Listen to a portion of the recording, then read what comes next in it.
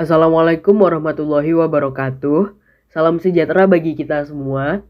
Shalom, Om Swastiastu, Namo Buddhaya, dan salam kebajikan. Kami dari kelompok 9 ingin mempresentasikan hasil kerja kami mengenai tanggung jawab moral keilmuan dalam memenuhi tugas filsafat pendidikan yang diampu oleh Dr. Abdul Qadir Muslim, SPDI MPD. Sebelumnya, izinkan saya memperkenalkan diri. Saya Alana Ali Sardana, dan ada rekan saya Muhammad Azim Al-Farabi dan Ades Kurniawati. Sebelum masuk pada inti pembahasan kali ini, saya akan menjelaskan definisi mengenai ilmu, pengetahuan, dan moral. Pada dasarnya, ilmu dan pengetahuan adalah dua hal yang berbeda. De Liangshe memberikan pengertian ilmu sebagai rangkaian aktivitas penelaahan yang mencari penjelasan suatu metode untuk memperoleh pemahaman secara rasional empiris mengenai dunia ini dalam berbagai seginya dan keseluruhan pengetahuan sistematis yang menjelaskan berbagai gejala yang ingin dimengerti manusia. Ilmu sendiri dalam bahasa Arab yaitu ilm, yang berarti memahami atau mengetahui. Ilmu adalah akumulasi pengetahuan yang menjelaskan kausalitas, yaitu hubungan sebab akibat dari suatu objek secara sistematis berdasarkan metode-metode tertentu. Sedangkan pengetahuan merupakan pembentukan pemikiran asosiasif yang menghubungkan atau menjalin sebuah pemikiran dengan kenyataan atau dengan pemikiran lain berdasarkan pengalaman yang berulang-ulang tanpa pemahaman mengenai kausalitas yang hakiki dan universal. Hal tersebut dikemukakan oleh Swandi tahun 1996. Moral berasal dari bahasa Latin mores yang berarti adat atau cara hidup. Etika dan moral memiliki arti yang sama, tetapi terdapat sedikit perbedaan dalam penilaian sehari-hari. Moral atau moralitas dipakai untuk perilaku yang dievaluasi, sedangkan etika digunakan untuk mempelajari sistem nilai yang ada. Kata moral sendiri dalam bahasa Yunani sama dengan ethos yang melahirkan kata etika, yaitu memberikan arti sikap, kepribadian, watak, karakter, serta keyakinan atas sesuatu. Berikut adalah beberapa subpokok pembahasan yang akan kami bahas tuntas pada kesempatan kali ini. Yang pertama adalah komponen pembangun ilmu, lalu ada sumber ilmu, yang ketiga ada etika keilmuan, lalu ada sikap ilmuwan, dan yang terakhir ada kesadaran moral. Baik, yang pertama kita akan membahas mengenai komponen pembangun ilmu. Ilmu seharusnya tidak hanya berfungsi sebagai cara berpikir, tetapi ilmu juga harus mampu menjelaskan fakta dengan menggunakan proses dan struktur ilmiah. Dalam hal itu, tentu ada komponen-komponen yang berperan dalam membangun ilmu. Berikut beberapa komponen dalam pembangunan ilmu. Yang pertama ada fakta. Kata fakta merupakan data yang dapat dibuktikan secara empirik. Menurut Kamus Besar Bahasa Indonesia, fakta adalah hal, keadaan atau peristiwa yang merupakan kenyataan dan sesuatu yang benar-benar ada atau terjadi. Lalu ada teori, yaitu seperangkat konsep, definisi, dan proposisi yang terkait satu sama lain sebagai jalinan semua fakta. Teori berfungsi untuk memprediksi, mengorientasikan, dan mengkonseptualisasikan fenomena yang akan ditangkap oleh indera manusia.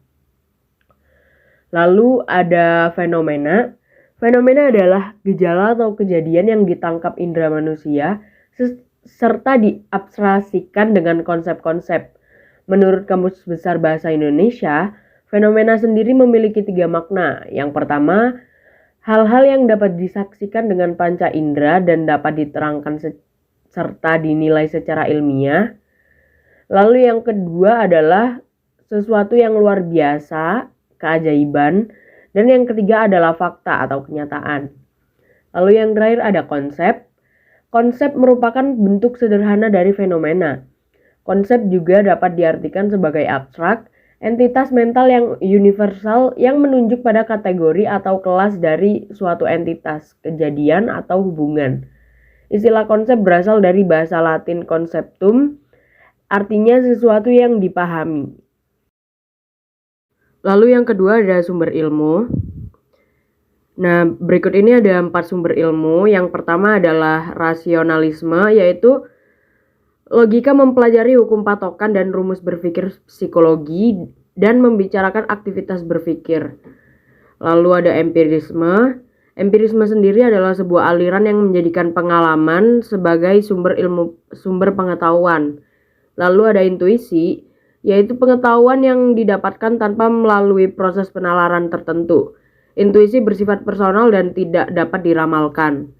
Lalu yang keempat ada wahyu, yaitu sumber pengetahuan yang bersandar pada otoritas Tuhan sebagai Sang Maha Ilmu. Contohnya yaitu seperti kitab suci Al-Quran, Injil, dan lain-lain. Lalu ada etika keilmuan sebagai pokok pembahasan ketiga. Etika sebagai filsafat mempelajari pandangan-pandangan, persoalan-persoalan yang berhubungan dengan masalah kesusilaan.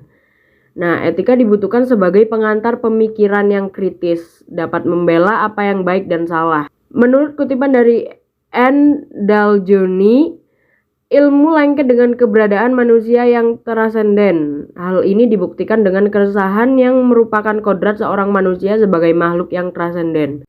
Dengan demikian, etika memberikan kemungkinan kita untuk mengambil sikap individual dan ikut menentukan arah perkembangan masyarakat. Berikut merupakan 3 macam etika dalam etika keilmuan. Yang pertama adalah etika deskriptif, yaitu cara melukiskan tingkah laku moral dalam arti luas. Etika deskriptif mempelajari moralitas pada individu, kebudayaan, atau subkultur tertentu. Lalu kedua ada etika normatif, yaitu mendasarkan pendiriannya atas norma. Terbagi menjadi 2, yaitu etika umum dan etika khusus. Lalu yang ketiga ada metaetika, kajian etika yang ditujukan pada ungkapan-ungkapan etis. Bahasa yang dipergunakan dalam bidang moral dikaji secara logis.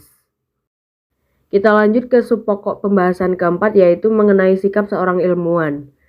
Menurut Maurice Richard Jr., ilmuwan adalah mereka yang ikut serta dalam ilmu, dalam cara-cara yang secara relatif, langsung, dan kreatif. Secara sekilas, ilmuwan dan filsuf serupa tapi tak sama. Yang berbeda hanya media yang digunakan dalam keilmuan. Ilmuwan memiliki ciri yang ditunjukkan oleh cara berpikir yang dianut serta dalam perilaku ilmuwan. Mereka memilih keilmuan sebagai profesi. Oleh karenanya mereka harus tunduk di bawah wibawa ilmu. Seorang ilmuwan harus memenuhi beberapa syarat. Di antaranya, yang pertama ada prosedur ilmiah, kedua ada metode ilmiah, lalu adanya suatu gelar yang berdasar pendidikan formalnya yang ditempuh, lalu ada kejujuran keilmuan. Berikut beberapa kode etik peneliti. Yang pertama kode etik dalam penelitian, lalu ada kode etik dalam berperilaku, yang ketiga ada kode etik dalam kepengarangan. Tanggung jawab ilmuwan harus mengembangkan ilmu sekurang-kurangnya berdimensi religius atau etis dan sosial.